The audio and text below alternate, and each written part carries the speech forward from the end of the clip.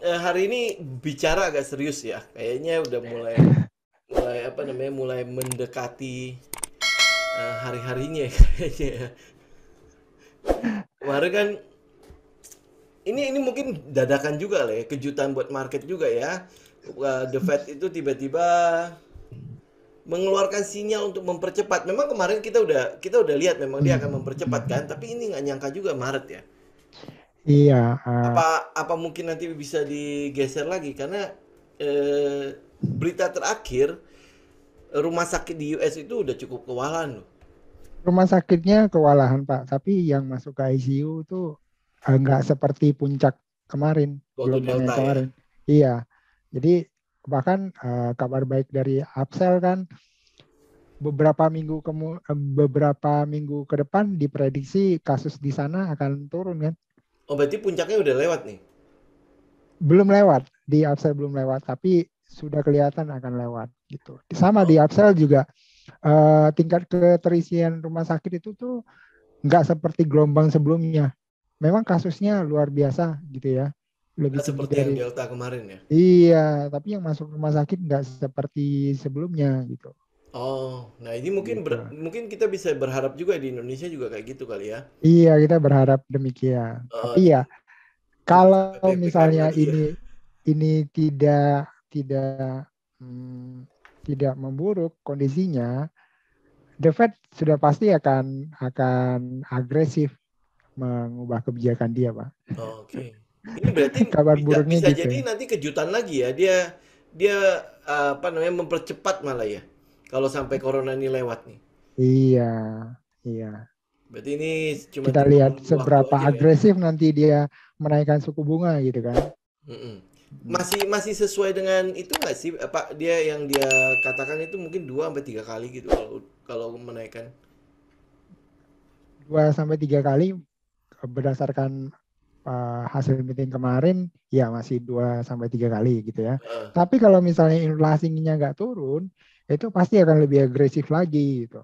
Hmm. Nah, menurut pengalaman sebelumnya itu The Fed itu harus menaikkan suku bunga 1 sampai 1,5% baru inflasinya itu mulai terkendali gitu. Sekarang kan kita ada di level yang hampir 39 tahun tertinggi kan. Ya, Jadi ya. makanya ini apa namanya mereka juga harus lebih agresif gitu. Ini kayaknya bukan terjadi di Amerika doang ya, Pak ya. Iya, Terakhir di seluruh Singapura dunia juga udah gitu. rekor berapa berapa puluh tahun Iya, tertinggi, ya kan? dia selain Amerika yang paling besar ekonominya kan Eropa. Eropa juga sudah 5% kan kemarin yang rilisnya gitu ya. Itu Ya, tertinggi tertinggi sepanjang masa tuh 5%. Gitu. nah, Luar biasa. ya ini ECB-nya nggak bisa alasan lagi untuk menunda kenaikan suku bunga gitu. ini kalau kalau ngelihat bubble kali ini ya, hari ini, Hmm. bisa nggak dia lebih gede daripada bubble kemarin? Sudah melampaui bubble sebelumnya kalau kita pakai ukuran Buffett indikator atau pakai pinjaman margin gitu ya. Itu Heeh. udah lebih besar sebelumnya, Pak. Oh, ini mungkin Gitu. juga pengaruh dari ini ya, Nah, money printingnya kan, printingnya juga lebih besar gitu. bukan besar lagi itu benar-benar itu ya, momentum banget ya selama COVID itu ya. Kalau Iya. kita lihat dari apa grafiknya M2 ya, M2 Heeh. ya. Mm-mm. Gila. Oke. Oke, ini sebelum sampai ke sana kita kita bahas dulu, Pak. Ini Ya, kira-kira hari ini mau apa data-data yang mau kita update seperti apa saja? kita fokus ke The Fed aja ya. Kita Oke. mau lihat perubahan kebijakan The Fed ini seperti apa. Family Corp. Hah? Family Corp. Oke. Ini saya mute sebentar, Pak. Nanti nyalain lagi ya. Hmm. Oke, silakan, Pak. Di-unmute dulu, Pak. Oke. Oke, oke. Sip. Oke, Selamat silakan, Pak. sore. Oke, selamat sore semuanya. Sebelumnya selamat tahun baru. Kita masih suasana Oh tahun iya, baru. selamat tahun baru Nah, juga. di tahun yang baru ini kita akan bahas soal perubahan arah kebijakan Bank Sentral Amerika menjadi hawkish atau lebih agresif.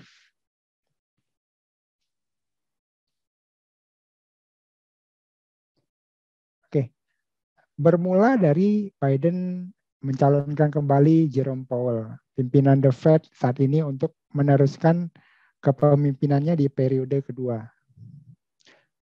Menurut saya ini pilihan yang tepat ya bagi Biden karena Bernard, calon dari kubu Demokrat, lebih menyuarakan tone dovish selama ini.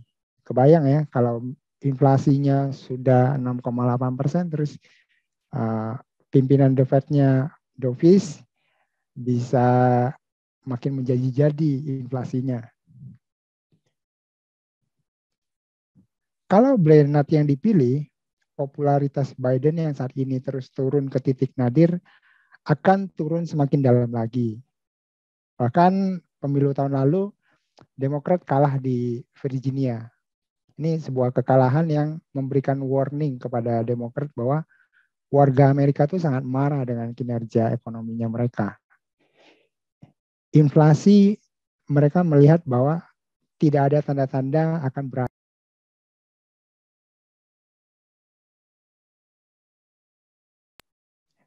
Jika tidak ada pembenahan, Demokrat dipastikan akan kalah pada pemilu November tahun ini. Jadi November nanti akan ada pemilu sela di Amerika untuk memilih Senat dan DPR-nya. Jadi sisa berapa bulan ini Biden pasti mencoba untuk memperbaiki isu-isu yang dianggap akan melemahkan posisinya.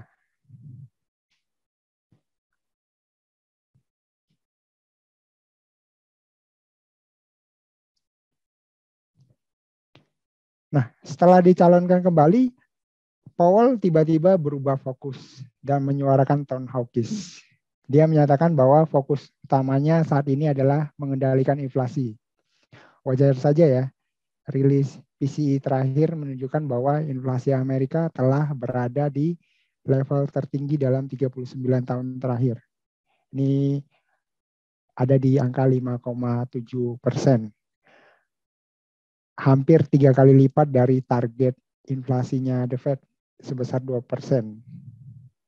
Mungkin nanti rilis bulan Desember yang akan datang juga akan capai rekor baru lagi gitu. Jadi luar biasa nih The Fed membiarkan inflasi terus all time high gitu kan. Selain itu, tingkat pengangguran yang diumumkan semalam sudah hampir kembali ke level sebelum pandemi menghantam Amerika. Tidak ada alasan lagi bagi The Fed untuk menormalisasi kebijakannya.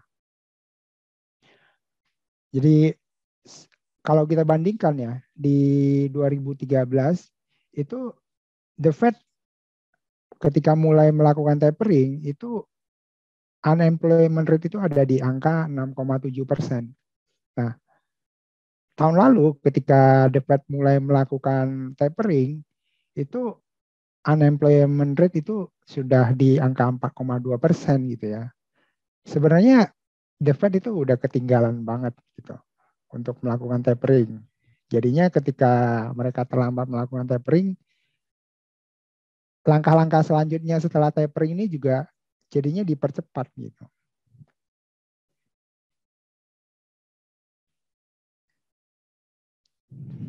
Ini kemudian membuat 4 perubahan besar dari pertemuan The Fed yang terakhir.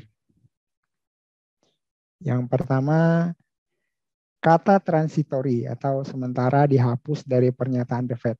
Sepanjang tahun kan Powell terus kekeh bahwa inflasinya itu transitory gitu ya. Ketika diwawancari sama media, dia selalu berargumen bahwa inflasi di Amerika itu transitory. Gitu. Ternyata dari transitory dari awal tahun sampai Desember, inflasinya bukannya malah turun, malah makin naik gitu kan, makin rekor. Akhirnya setelah dicalonkan kembali, dia menghapus kata transitory, menarik pernyataan transitory. Perubahan statement ini tidak sekedar perubahan statement ya, artinya ini ada perubahan sudut pandang terhadap inflasi. Powell dan rekan-rekannya menganggap bahwa inflasi ini sudah menjadi sebuah ancaman bagi Amerika. Jadi mereka harus bergerak lebih agresif lagi sehingga mereka mulai menyuarakan tone hawkish. Yang kedua, mempercepat tapering dari 15 miliar dolar per bulan menjadi 30 miliar dolar per bulan. Nah, ini artinya tapering akan selesai di bulan Maret. Kemudian mereka juga mempersiapkan langkah-langkah untuk menaikkan suku bunga di bulan Maret. Jadi begitu selesai tapering, mereka akan kemungkinan besar akan menaikkan suku bunga di Maret. Nah, yang terakhir yang jadi kejutan adalah mendiskusikan langkah-langkah untuk mengurangi balance sheet. Nah, ini yang dirilis dari notulen rapat hari Selasa kemarin. Ini yang membuat Wall Street koreksi dalam ya seminggu ini, dan saham bursa-bursa utama di dunia juga mengalami koreksi. Nah, apa sih ini mengurangi balance sheet ini? Seperti yang kita tahu ya, pada saat quantitative easing, the Fed beli surat berharga sekitar 120 miliar dolar setiap bulannya.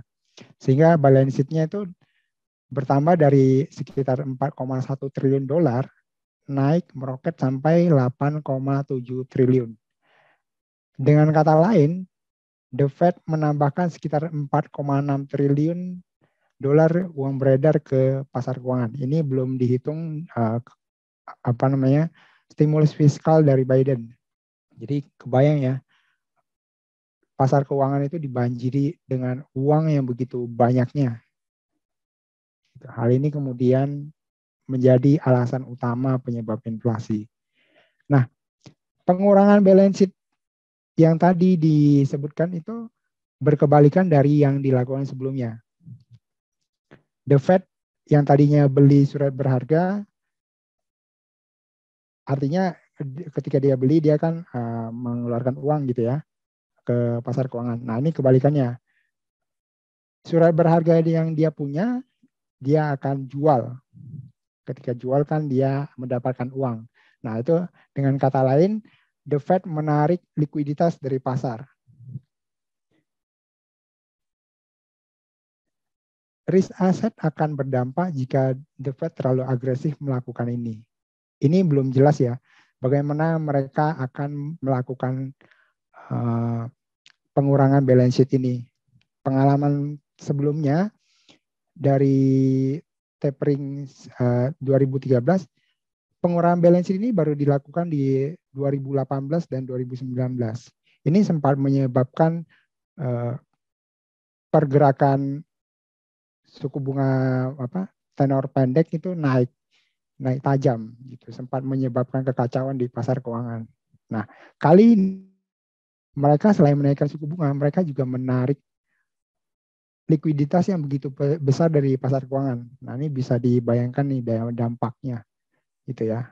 Ini kalau kita istilahkan di pasar saham, ini kayak Warren Buffett tuh mau raise cash gitu ya dengan jualan saham Coca-Cola.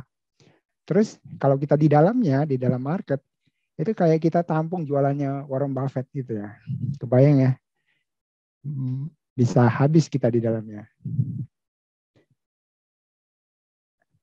Kalau kita gambarkan dalam suatu siklus, apa yang dilakukan the Fed dari tahun 2020 sampai saat ini, itu sebuah pelonggaran moneter.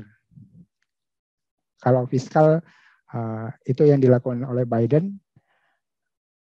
Nah, pelonggaran moneter oleh the Fed dan fiskal oleh Biden ini menyebabkan pertumbuhan ekonomi dan inflasi yang naik.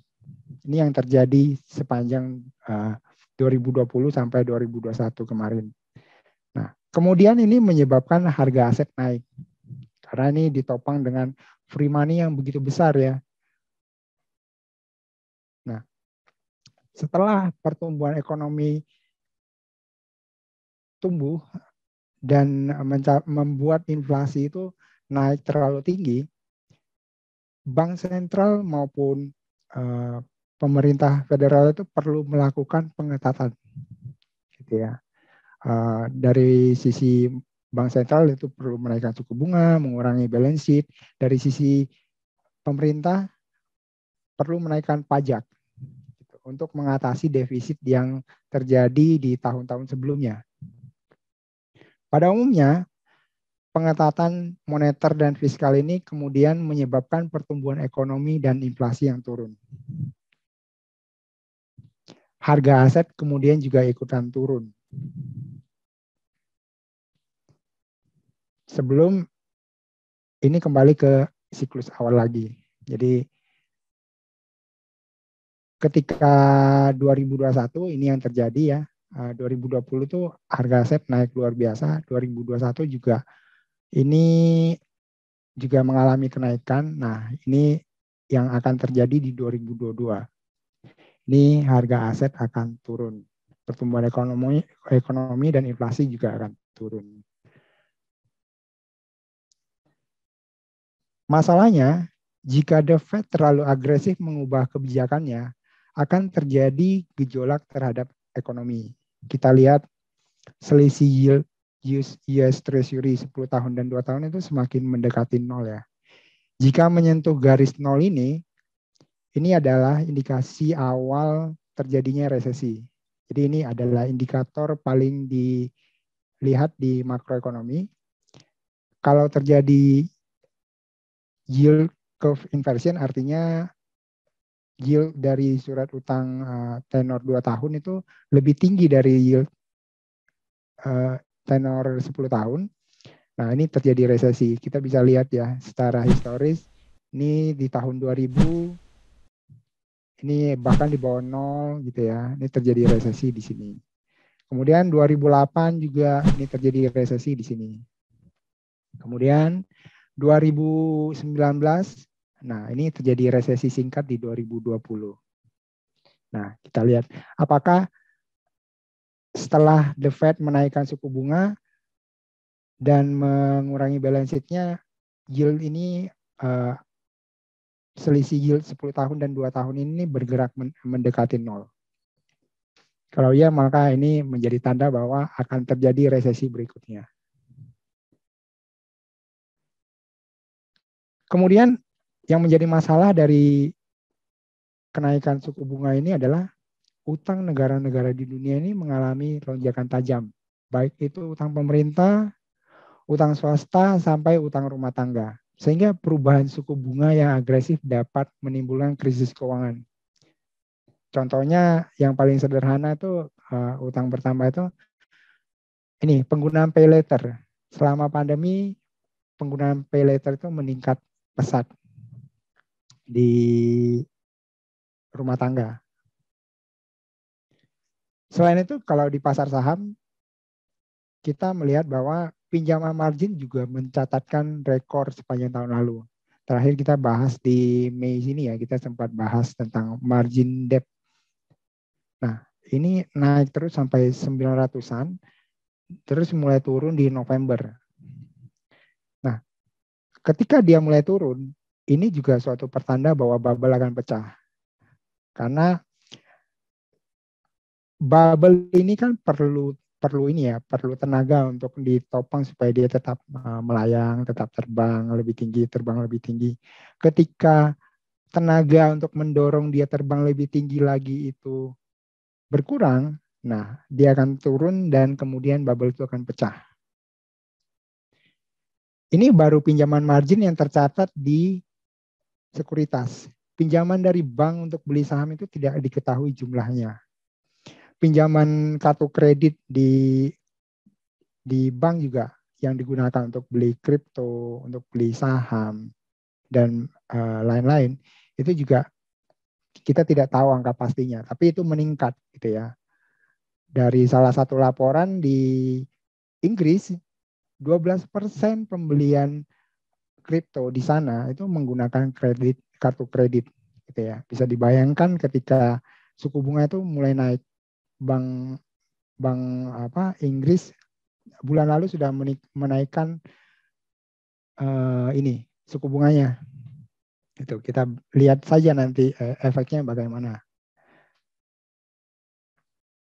Nah, Merespon kebijakan perubahan ini, harga obligasi dan saham di seluruh dunia mengalami tekanan. Nggak semua ya, sorry. Tapi kebanyakan mengalami tekanan. Di Indonesia, minggu pertama Januari, asing juga keluar dari pasar obligasi kita. Tapi asing mencatatkan net buy di pasar saham. Nah, ini kalau kondisi normal ya, IHSG itu bullish, kondisi normalnya adalah asing juga masuk ke pasar obligasi kita. Nah, ini seperti mereka tuh cuma mengalihkan sementara, mereka masuk ke pasar saham. Kita lihat berapa lama nanti mereka akan bertahan, apakah nanti setelah The Fed mulai melakukan kebijakan-kebijakannya itu menaikkan suku bunga, mengurangi balance sheet gitu ya. Apakah mereka tetap stay di pasar modal Indonesia? Nah, itu yang kita perlu konfirmasi ke depannya. Gitu. Tapi umumnya pada saat nantinya mereka keluar dari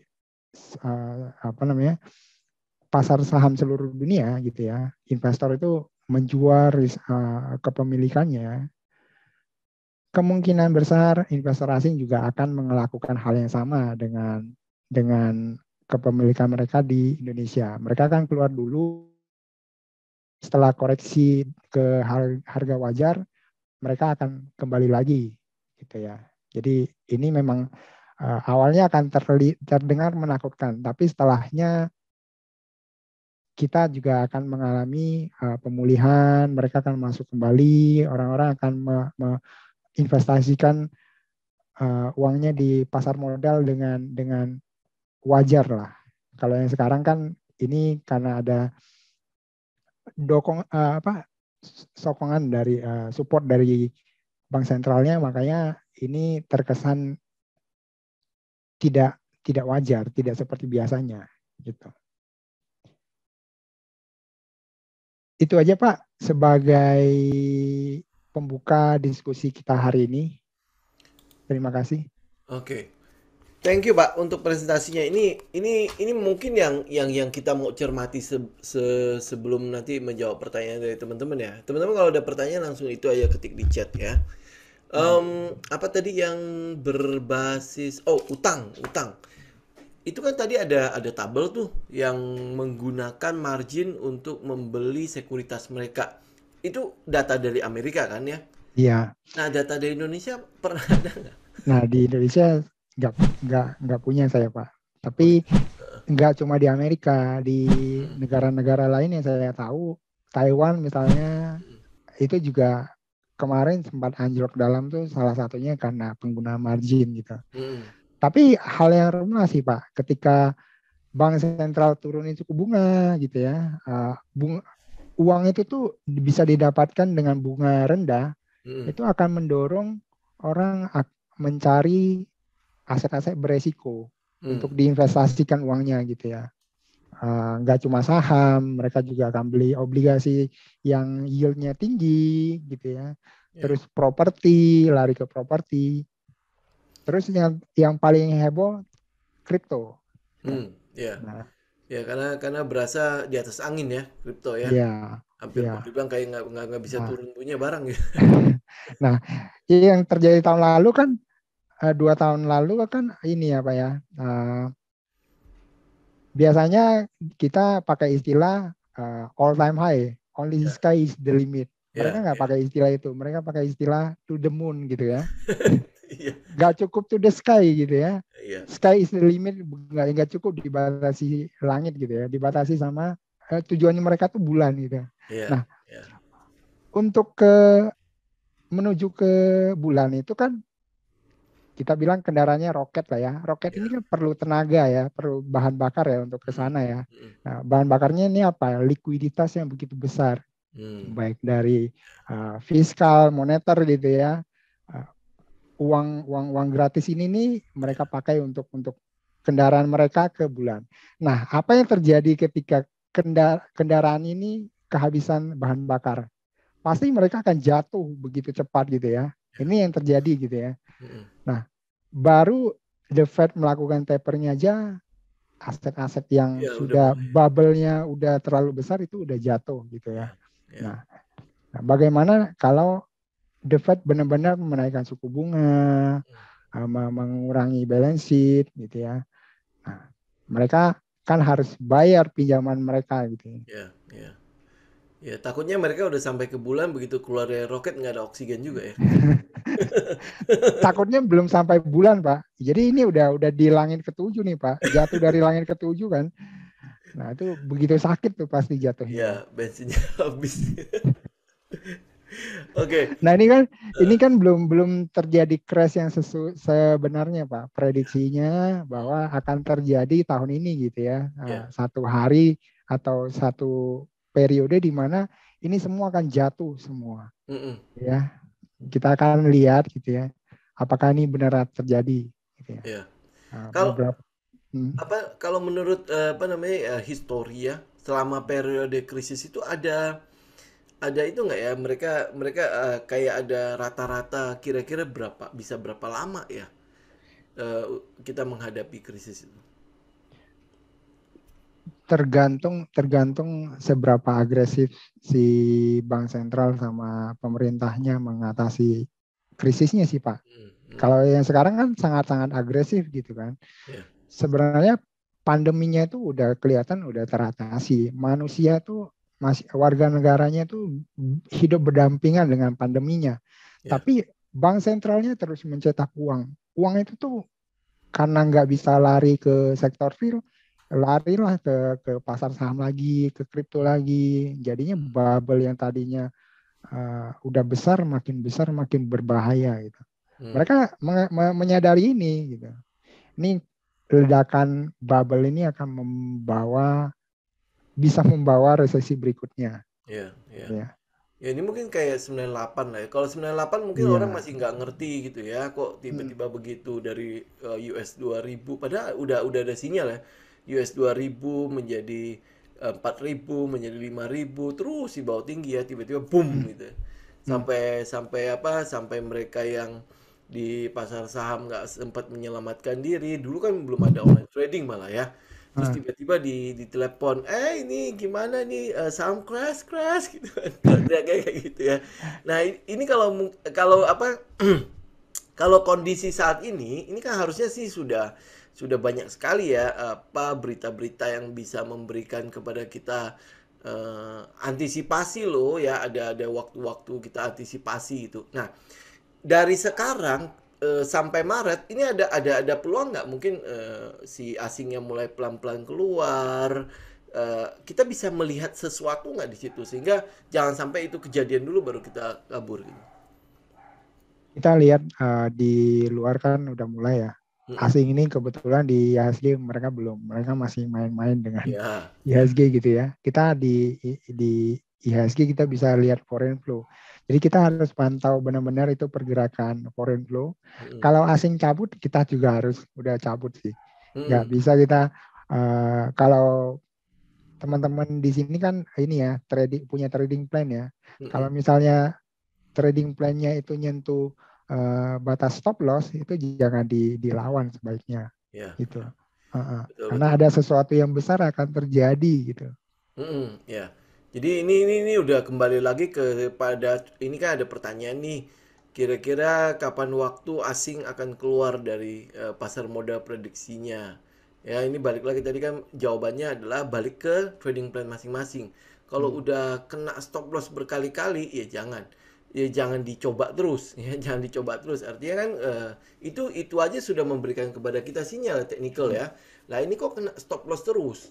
Ya berarti kan harusnya ada something yang bermasalah, entah itu trading system kita yang bermasalah, masuknya terlalu tinggi, masuknya ada di puncak dan lain sebagainya, kena stop loss terus. Teman-teman bisa apa namanya bisa analisa itu. Nah yang satunya lagi kalau memang udah masuknya di dalam keadaan low risk ya udah bikin trading plan apa masuknya udah bener lah kita istilahnya ya.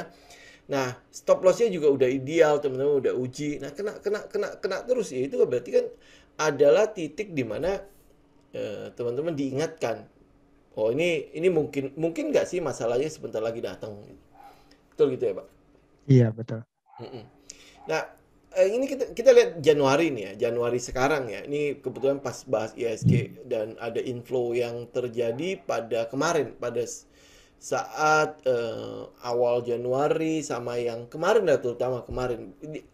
Asing itu cukup mengincar big cap nih. Saham-saham perbankan itu dimasukin cukup cukup kuat ya, kayak BCA, BBRI, BBNI. Ini apa sifatnya untuk memancing kita masuk? Terus habis itu mereka mulai slowly keluar keluar, jadi memanfaatkan Januari Februari ini untuk pricing in buat di Maret atau gimana, Pak? Kalau saya lihatnya seperti itu, Pak. Mm-mm.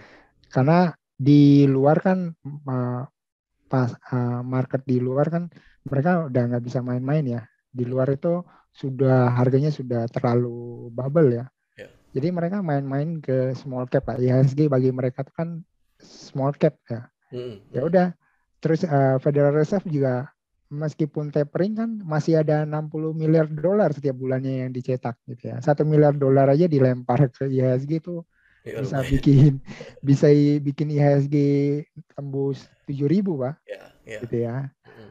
Nah, kita mungkin melihat bahwa mereka masih memanfaatkan peluang-peluang, sisa-sisa peluang yang ada gitu. Dan di Indonesia juga ekonominya kan secara fundamental itu masih bagus gitu ya.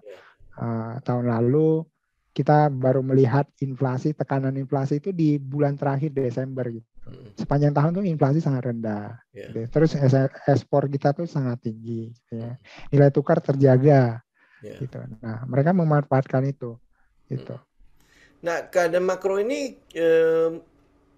bisa bisa apa namanya, bisa menahan nggak nanti kalau misalnya bubble ini pecah, dia bisa nggak menahan atau sebenarnya nggak ada artinya nih?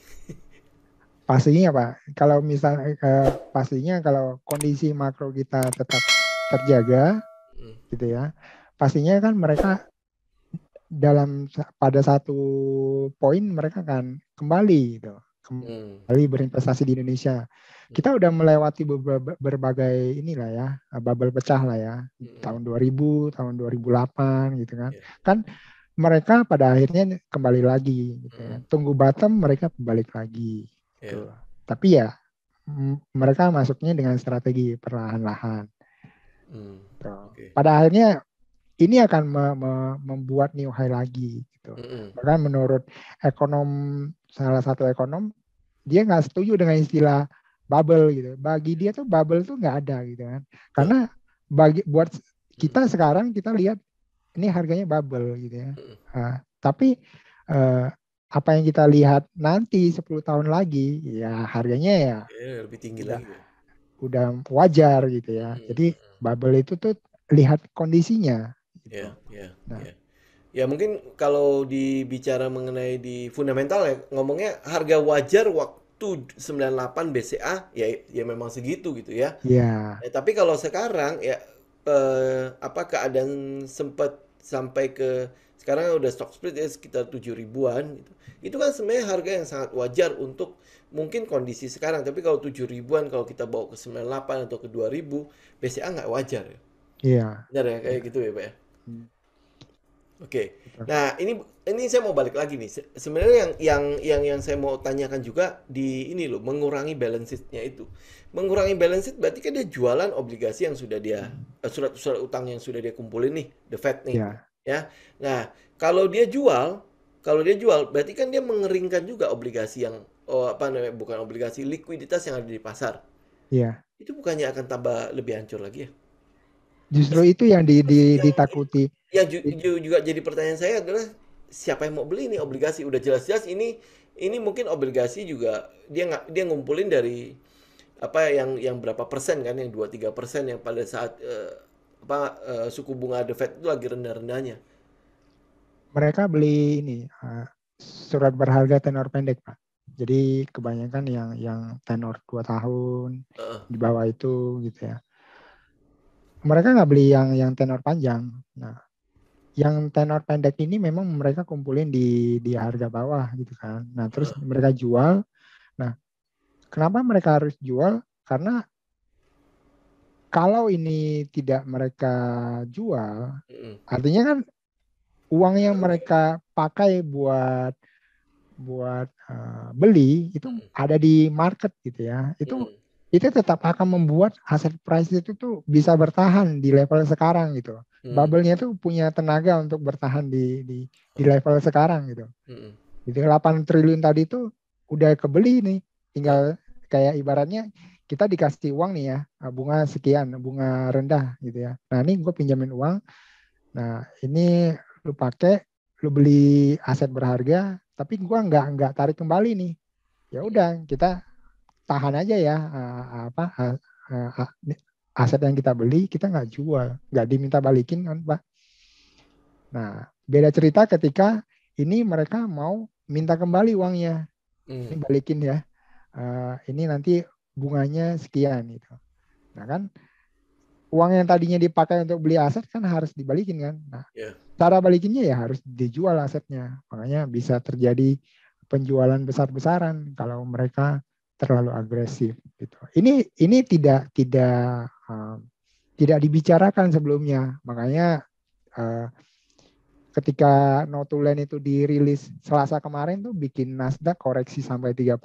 Itu koreksi tertinggi dalam 1 tahun terakhir gitu ya. Kenapa?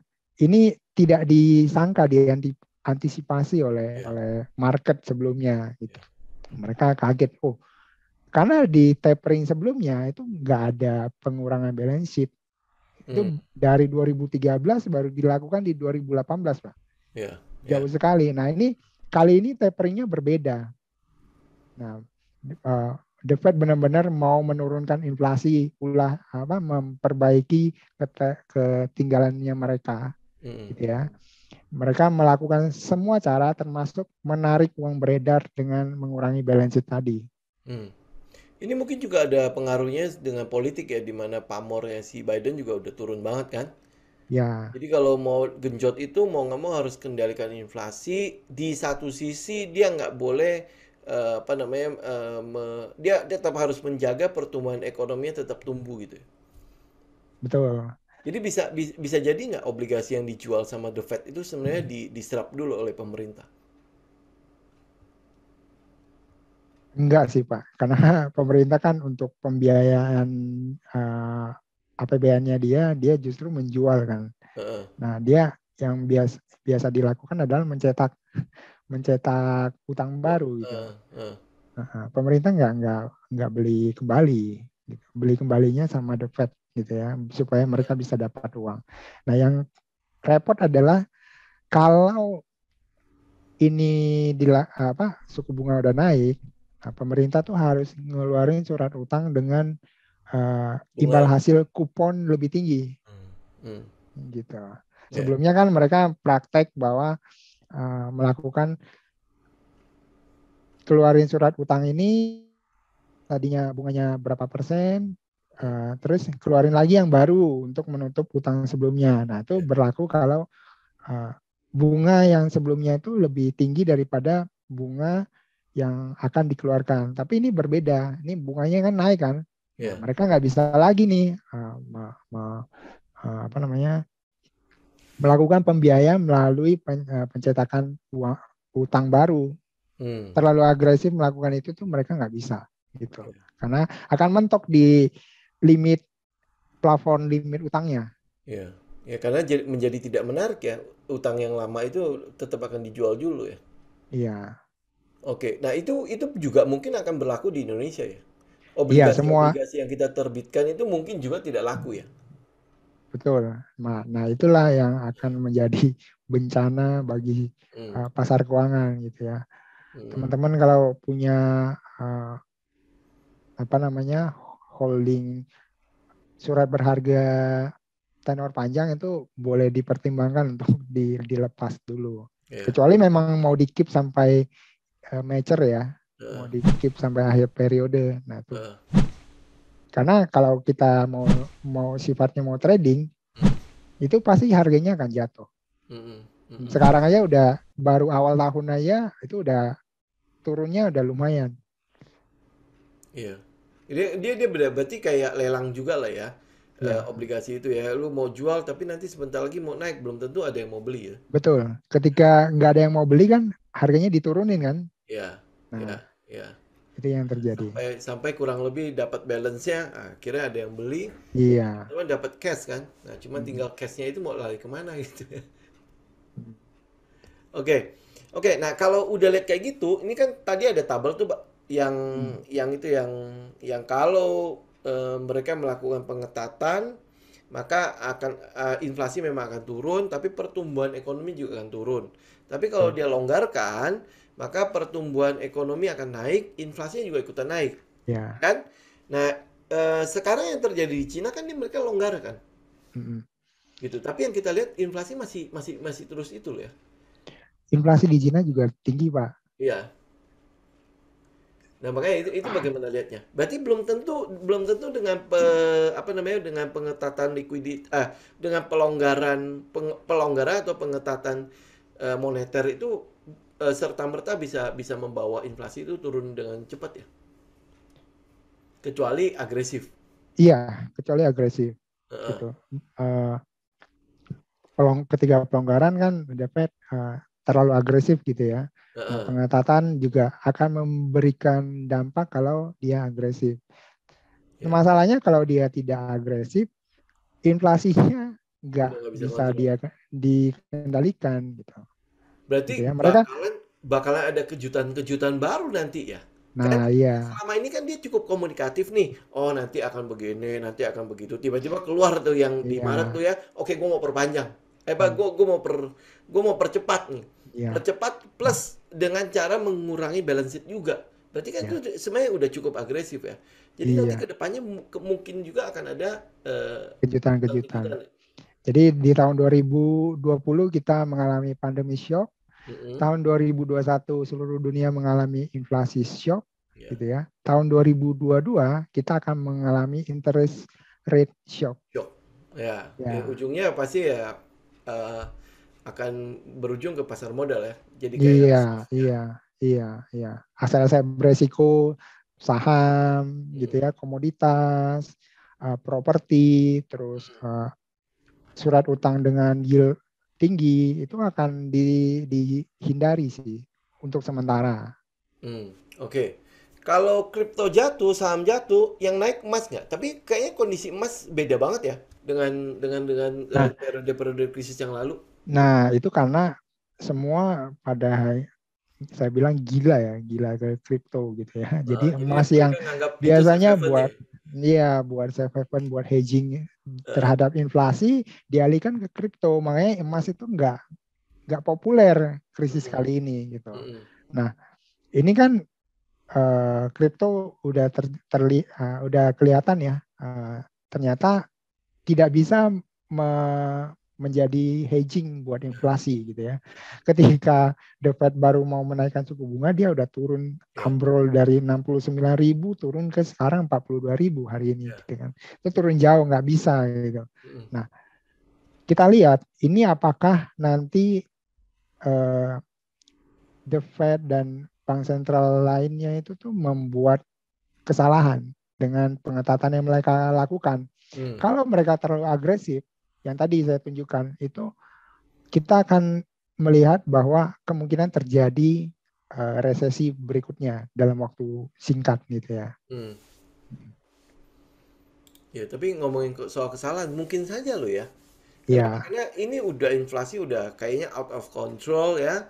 Terus habis itu mereka melakukan agresif, terlalu agresif, akhirnya memukul perekonomian. Begitu memukul perekonomian, kan Amerika sekarang lagi ini nih ada dua kubu yang sedang gontok-gontokan. Itu hmm. bisa kayak Kazakhstan sekarang nggak gitu? Nah, nah, mereka sebenarnya dihadapkan pada pilihan yang sulit ya. Mm, Kalau menaikkan suku bunga terlalu agresif, eh, ekonominya juga jatuh terlalu cepat gitu ya. mm, mm. Kalau mereka naikinnya pelan-pelan, ya udah harga inflasi tetap naik gitu ya. Nah, kita lihat harga energi minyak mentah balik lagi, Ya, sempat balik lagi ke $80 kemarin ya, gitu ya. Terus harga aset juga bubble, tambah bubble lagi, perumahan di Amerika makin menggila lagi. Pinjaman yang dilakukan sama anak-anak muda di sana tuh ya. semakin mengkhawatirkan. Mm, Mereka punya data-datanya dan mereka melihat bahwa ini nggak bisa nih kalau gua diamin aja gitu ya. Ini pada akhirnya ketika ini meledak, ya bukan karena mereka malah menyebabkan resesi yang lebih parah. Kayak contohnya kan tahun 1929 gitu ya. Yeah. Nah, itu akhirnya menyebabkan depresi ekonomi kan, karena Hmm. itu akibat dari semua orang gila beli saham, pakai pinjaman untuk beli saham gitu. Ketika itu jatuh, menyebabkan depresi ekonomi, bukan resesi lagi. Ya, ya, artinya depresi itu lebih parah daripada resesi ya. Oke. Ini kira-kira kalau sampai terjadi ya, sektor apa yang paling terpengaruh? Apa yang duluan gitu? Untuk saham-saham dari ini yang sifatnya growth stock, Pak. Jadi ketika suku bunga rendah kan orang-orang pakai untuk spekulasi di saham growth stock kan. Di Indonesia kita punya bank digital gitu ya, yang valuasinya itu nggak masuk akal lagi gitu ya. Nah, ketika ini berakhir, likuiditas ini ditarik, kita akan melihat saham-saham yang over value ini akan habis duluan, akan turun duluan, gitu, akan koreksi duluan. Oke, saya mau tanya satu nih Pak. Ini kemarin kan kita melarang ekspor batu bara, ya kan? Padahal kita tahu kita adalah eksportir terbesar di batu bara ya. Jadi kebutuhan batu bara kan masih gede banget. Ekspor kita ke Cina, ke India, ke Jepang, ke ke Korea ya. Itu kan lumayan gede-gede. Ya mungkin kalau Cina mereka udah antisipasi lah ya. Kemarin kan sebelum krisis ini yang belum harga batu bara lonjak tinggi itu kan mereka udah mulai mengaktifkan tambang-tambang mereka, udah mengharuskan tambang-tambangnya untuk gali cukup jauh ya.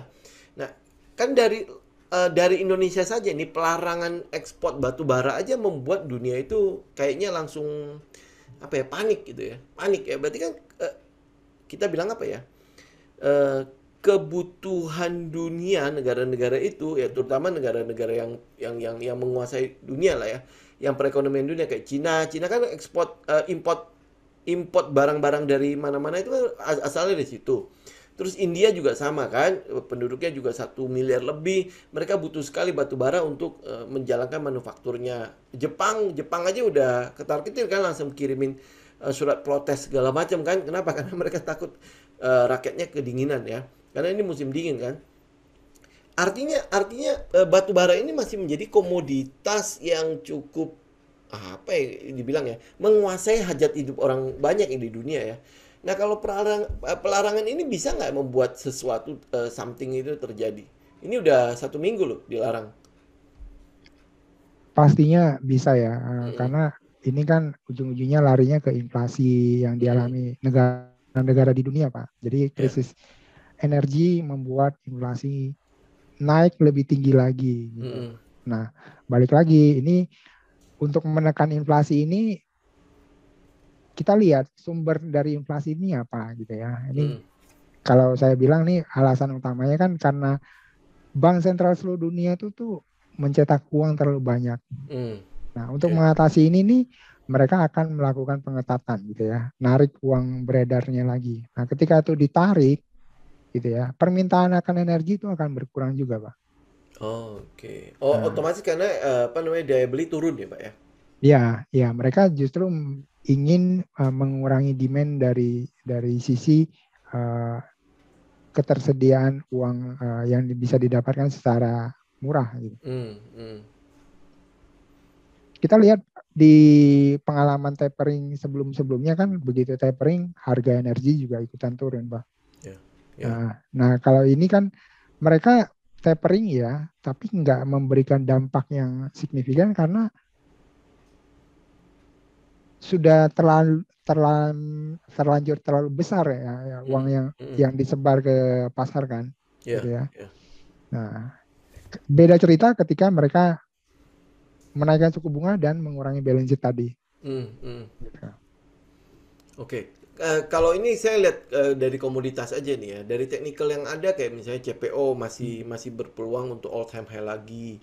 Terus kayak batu bara gara-gara pelarangan ini udah mulai naik lagi kan. Udah sempet tadi ya Ya, 240 turun. Sekarang udah mau sedikit lagi 200 lagi. Ya, terus habis itu kita lihat harga minyak. Minyak itu sekarang udah 80 lebih lagi. Iran kan katanya mungkin masih belum akan bergabung untuk membanjiri apa pasokan minyak kan. Nah, ini kalau ngelihat dari kebutuhan-kebutuhan yang ada ya, kayak misalnya CPO. CPO kan dia cukup menguasai hajat hidup orang banyak lah ya. Karena untuk mengganti CPO dengan produk sejenis kan mahal banget. Mereka harus minyak bunga matahari dan lain sebagainya itu kan cukup mahal. Jadi CPO harusnya itu menguasai hajat hidup orang banyak. Minyak goreng kita naik begini aja udah pada jerit-jerit kan. Terus batu bara itu ternyata dibutuhkan banyak PLTU yang masih beroperasi dengan batu bara kan, ya kan? Nah kalau batu bara naik, otomatis kan kebutuhan energi juga biayanya akan naik. Biaya naik berarti manufaktur itu kan pasti akan membeli listrik dengan harga yang lebih tinggi toh. Walaupun itu disubsidi lah ya. Nah, kalau dia membeli dengan harga yang lebih tinggi, otomatis harga pokok produksi mereka juga naik. Nah, kalau naik itu berarti ujungnya inflasi lagi ya. Ya ya. kan? Nah, harga minyak juga sama ya. Kok kayaknya tiga komoditas ini sampai hari ini kayaknya naiknya juga nggak terlalu bilang bisa dikontrol banget juga enggak ya. Ya, karena itu tadi the Fed terlanjur printing too much money, Pak. Hmm, Terlalu hmm, banyak, terlalu over gitu ya. hmm. Sampai hari ini aja meskipun mereka udah kurangin itu masih 60 miliar dolar itu, Pak. Di Gitu luar. ya. Yang mereka lakukan untuk Hmm, membeli bonds gitu ya. hmm, hmm, Nah, 60 miliar dolar, bulan depan 30, hmm, baru Maret tuh habis gitu. hmm, Masih ada free money yang mereka kucurkan. hmm, hmm. ECB juga melakukan hal sama, Ya, Japan Central Bank juga gitu ya. oke. BOE yang baru menarik kebijakannya Ya, ya. gitu. Oh, Nah, berarti ini bisa jadi pokoknya kita boleh kalau katakan gini lah. kalau saya lihatnya ini mungkin kalau misalnya naik lagi ke resisten sekali lagi, mungkin ini yang terakhir sih, Pak. Ya, Gitu. udah dalam tanda petik udah mulai panik lah ya. Saya udah nggak tahu Iya, lagi mau harus bagaimana cara lagi. Nggak ada cara lain untuk mengendalikan ini toh. iya, iya. Satu-satunya jalan cuma dengan menaikkan suku bunga. Menaikkan suku bunga dan menarik uang beredar. Mengurangi likuiditasnya ya. Iya, iya, iya. Oke. Cara lain sempat kepikiran nggak? Maksudnya mereka mereka sempat, oh ya udah, gue mau jaga kan pertumbuhan ekonomi agar tetap tetap utuh kan. Nah, kalau dengan cara ini kan berarti pertumbuhan ekonomi mungkin akan dikorbankan. Momentumnya ini kan lagi momentum pemulihan semua kan, ya kan? Berarti momentum ini akan terganggu nih. Mereka mandatnya itu adalah menjaga inflasi dan menjaga ini, Pak, menjaga tingkat pengangguran. Kalau masalah pertumbuhan ekonomi itu mereka Ngawur. menyerahkan ke pemerintah gitu ya. Itu Oke. urusannya pemerintah gitu ya. Mau Ya, bagaimana ya, caranya pemerintah harus kreatif gitu ya, untuk melakukan berbagai program untuk menggenjot pertumbuhan ekonomi ya. gitu. Ya, ini berlaku juga dengan Indonesia nggak? Sama nggak BI Sama, sama sama, kita? sama Oh, oke, gitu ya. berarti BI yang Di mengendalikan apa namanya moneternya, Indonesia apa pemerintah yang mengendalikan bagian fiskalnya dan fiskalnya ya. Kita lihat di Indonesia mulai tahun ini mulai naik ya PPN-nya. Jadi ya, 11% gitu ya. Cukai rokok naik, ya, ya, pajak-pajak lain juga naik, ya, dicari sumber penerimaan pajak baru. Terus kita ada tax amnesty jilid 2 tahun ini ya, ya, gitu. Ya, pemerintah perlu mencari sumber pendanaan lah untuk ya, menggenjot pertumbuhan ekonomi. Yang Pak Budi bahas itu untuk membangun ibu kota ya, baru kan ya. perlu dana ya. Betul, Ya. betul. Nah, itu salah satunya itu gitu. Nah, Ya, ketika dipajakin bisa jadi itu menurunkan pertumbuhan ekonomi mm-mm, mm-mm. gitu. Jadi mau nggak mau ya pemerintah harus menggelontorkan proyek-proyek raksasa lah ya jadinya ya. agar BI menarik likuiditas, tetapi pemerintah masih bisa menggelontorkan likuiditas ke pasar dengan cara proyek-proyeknya dia. Ya, itu untuk menciptakan lapangan kerja ya maksudnya. Ya. Jadi balance gitu kan, ditarik, Hmm. dikeringkan, tapi di satu sisi juga mereka menggelontorkan. Nah, itu yang mau dilakukan Biden dengan rancangan undang-undangnya Ya, gitu. itu udah jalan Membangun belum sih? infrastruktur infrastruktur udah disetujui gitu Yang ya. Itu 1 triliun itu ya. bahkan itu katanya membangun tol ke arah area pemukiman yang tidak jelas gitu ya, pemukiman Eh, kumuh yang selama ini tidak tidak ada orang yang mau ke sana gitu. Cuma eh, karena mau cari apa yang bisa dibangun gitu ya, ya, sampai ya, segitu strugglingnya mereka melakukan itu. ya Gitu. kan soalnya 1 triliun kan. Ya, Mau 1 triliun US dollar loh, bukan 1 triliun rupiah kan. betul. Nah, tapi ya 1 triliun ini harus dicari penggantinya, Pak. Ya, Eh, dengan menaikkan pajak korporasi gitu ya. eh, Kan rancangan undang satu lagi yang Build Back Better itu belum hmm, disetujui sampai sekarang. hmm, Itu di dalamnya itu selain membuat menaikkan jaring pengaman sosial itu juga mengenakan pajak buat si kaya di Amerika gitu. oh, Nah, iya, ini kayak orang-orang kaya di sana itu protes gitu, ya, termasuk orang-orang Demokratnya gitu. Nggak ya, mau nih. Ini alasannya adalah uh, ini akan menambah beban APBN, defisit APBN. Makin besar lagi defisit APBN-nya nanti gitu. ya, karena mereka juga terusik ya, kekayaan gue Ya, tiba-tiba harus betul. dipajakin setinggi itu. Ini aja udah tinggi banget, Iya. ini mau dipajakin lebih tinggi lagi. Iya, mereka bahkan kan menerapkan pajak yang kontroversial itu ya, Hmm, unrealized gain tax. profit ya. Iya, Oke, nah ini balik ke utang nih ya. Utang negara-negara sebenarnya bukan cuma di Indonesia lah, di tempat-tempat lain juga udah kayaknya udah plafon banget ya. Di Amerika aja plafonnya udah dinaikin lagi kan?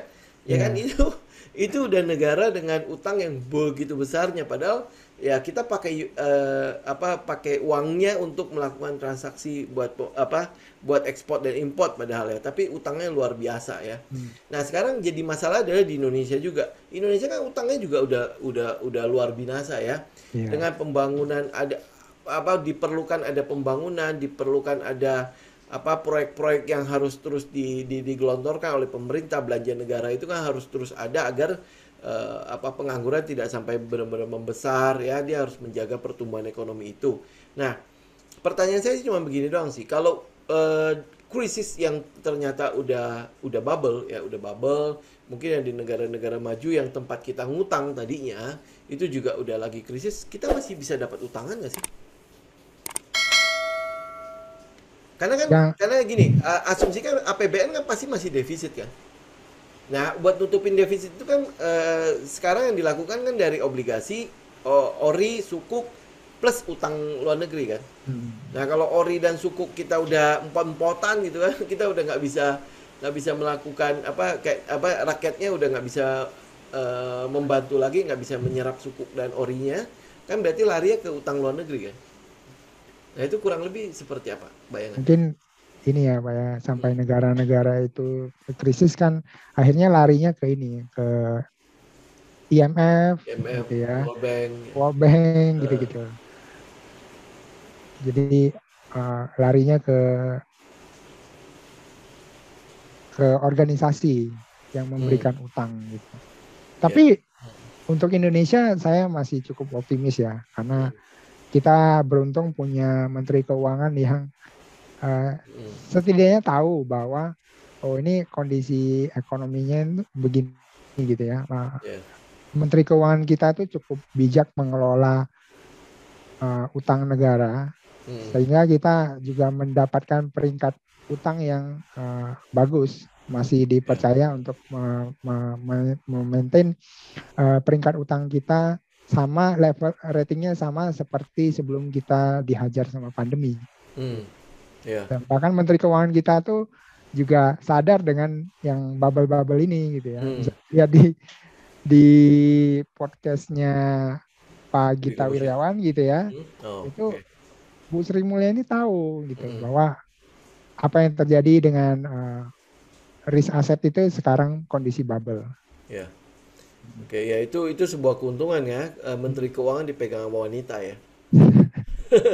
Jadi mereka Bu Sri Mulyani lebih hati-hati untuk Ya. mengelola keuangan kita. Hmm, oke. Oke, nah kalau kayak gitu Pak, kira-kira ada ini kan kita ngomongin semua nih ya, apa Hmm. data-datanya, mungkin juga ada apa namanya warning segala macam ya. Nah, apa yang harus kita lakukan sebagai apa yang masih aktif di pasar modal? Kalau kalau dari saya sih sebaiknya jangan terlalu agresif ya, karena ini pasti akan ada kejutan di pasar modal gitu ya.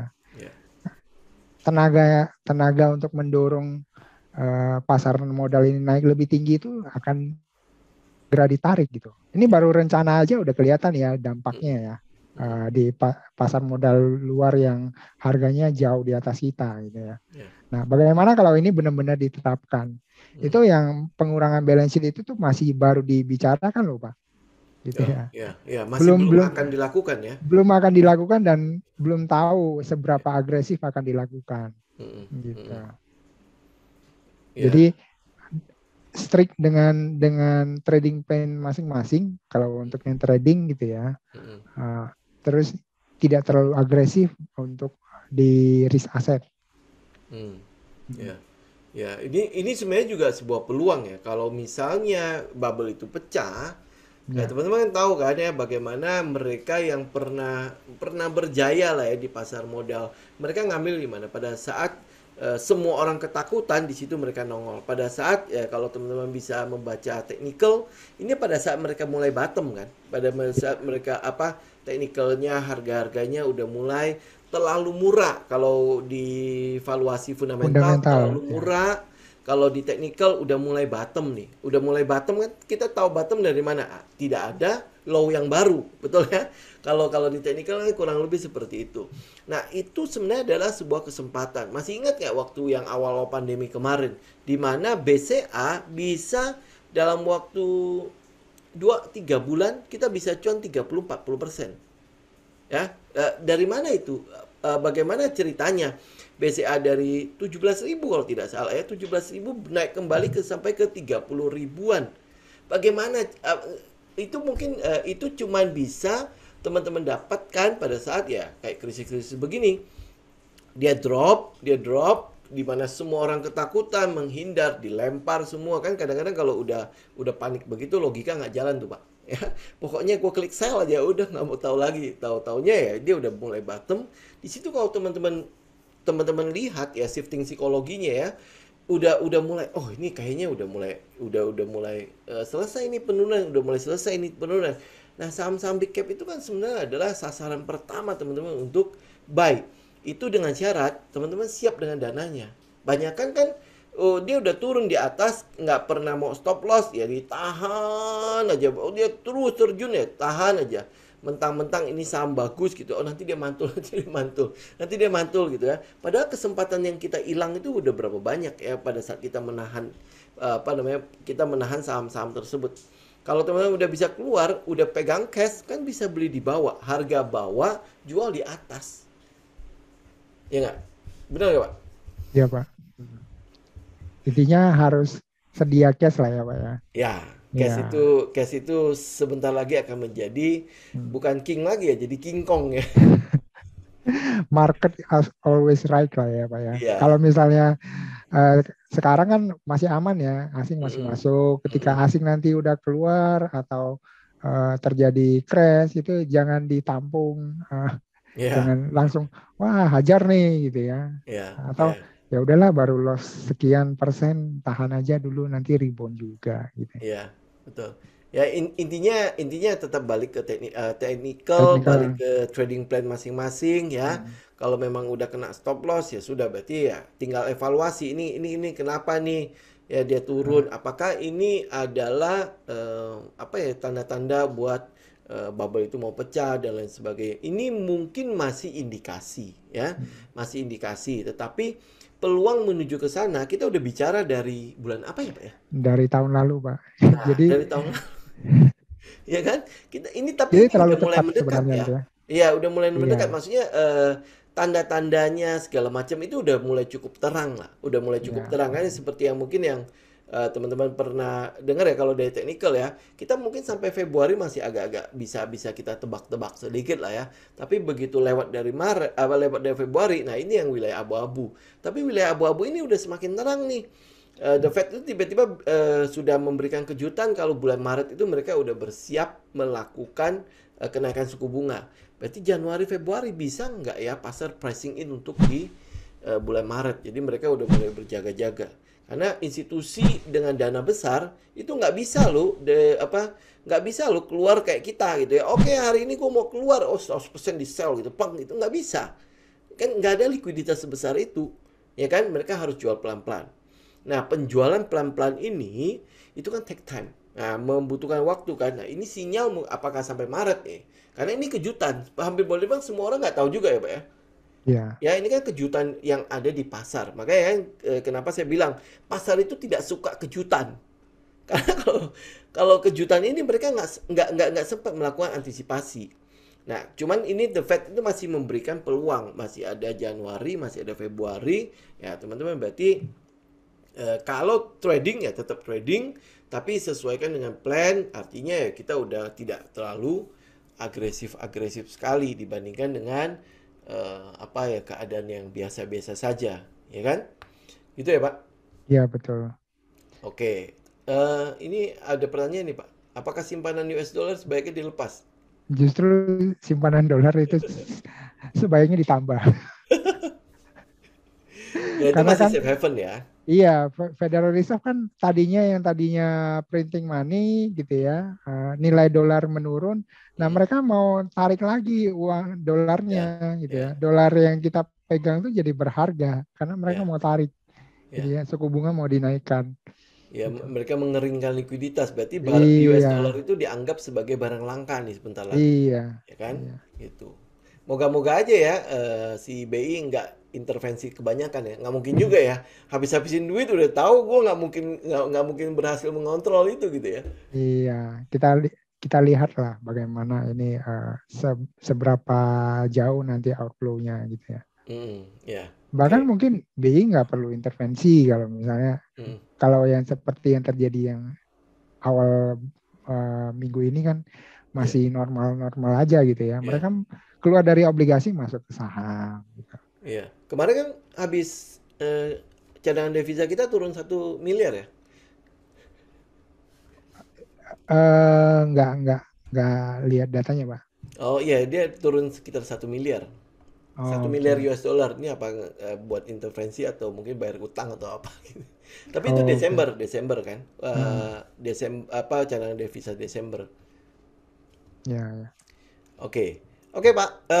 Untuk nutup acara ini kira-kira ada ini nggak buat kata-kata penutupnya, Pak?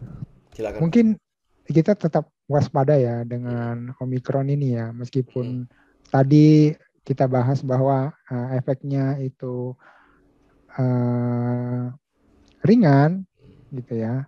Kita tetap jaga-jaga supaya kita tidak membuat ini jadi pandemi ya, gelombang berikutnya buat Indonesia gitu. Kalau kita sehat, mau trading, mau mau buka usaha, mau cari duit lagi, cari cuan lagi kan ya, nggak masalah gitu ya. ya, Gitu. Indonesia juga ekonominya juga tetap terjaga gitu. mm, Saling jaga lah mm, dengan pandemi ini kita tetap masih harus waspada. Gitu. ya, betul. Oke.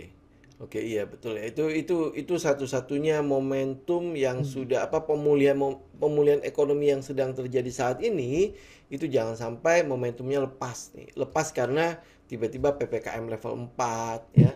Ada yang level 5 nggak ya? Saya lupa ya. Ya Nggak level ada. 4 aja udah parah banget kan. Maksudnya udah yang non esensial sebaiknya work from home. Sekarang bahkan udah ada satu istilah tuh work from everywhere. Iya. Kalau trader kan seneng banget tuh dengan istilah itu tuh work from everywhere gitu. Ya, oke teman-teman. Demikian ya teman-teman ya untuk data-data ekonomi yang bisa kita update kembali. Ya, jadi ini mungkin semakin dekat memang iya kita lihat indikasinya seperti itu, tapi ini bukan untuk fear. ya, bukan untuk fear, tetapi untuk teman-teman bersiap, ya. Ya, Ya, tadi yang kita udah katakan kan, setiap periode krisis itu selalu akan muncul yang namanya peluang. Peluang untuk apa? Peluang untuk teman-teman kolek barang bagus dengan harga yang kata Pak Lokeng Hong, beli Mercy harga apa ya? Mikrolet gitu ya. Nah, ini kalau misalnya ini krisis, kita bisa beli Mercy dengan harga bajai. Ya, kenapa enggak gitu ya. Nah, inilah di sini kenapa kita update data makronya agar teman-teman bersiap. Nah, kesiapan teman-teman ya balik lagi bagaimana teman-teman mengendalikan emosi teman-teman, disiplin. Kalau teman-teman trading plan-nya bagaimana, bikin trading plan-nya, terus habis itu lakukan research. Lakukan riset, jadi bukan based on kata si ini naik, kata si ini itu ya, terus masuk ke situ, terus begitu crash, nah apa yang harus kita lakukan? Nah itu yang apa namanya yang ya trader kan nggak seperti itu ya, jadi nggak tahu apa yang harus dilakukan. Oke, hold aja, hold sampai dia nanti mantul lagi ya, begitu dia mantul ya balik modal kita lepas, udah habis berapa waktu kita membiarkan modal kita nggak bekerja ya. Jadi data-data kali ini itu untuk persiapan teman-teman, waspada ya, tetap fear oke, tetapi jangan berlebihan ya, tapi juga jangan terlalu agresif. Ya itulah trader kan, netral, selalu netral. Jadi teman-teman bisa melihat nih kondisi pasar itu yang yang sebenarnya itu seperti apa. Oke? Thank you Pak Kaisar. Tadi sorry ya, agak telat dikit. thank you Pak. Sampai nggak apa-apa. Iya teman-teman juga saya minta maaf ya, Nggak tadi masalah. mungkin sempat masuk ya saya masih berpikir itu jam 3-an Mbak. Oke, ya thank you semua untuk waktunya. Teman-teman udah bisa bergabung di sini ya. Semoga apa yang disampaikan ini boleh menjadi sesuatu yang berguna untuk teman-teman ya, untuk melihat bagaimana kondisi pasar sekaligus menjadi pertimbangan teman-teman di dalam trading teman-teman ya. Oke. Thank you semua. Salam Thank you sehat. semua. Thank you Pak ya. Thank you. Oke. Happy weekend semuanya. Happy Oke, weekend. happy weekend semua. Thank you semua. Salam sehat. Ya, God bless ya.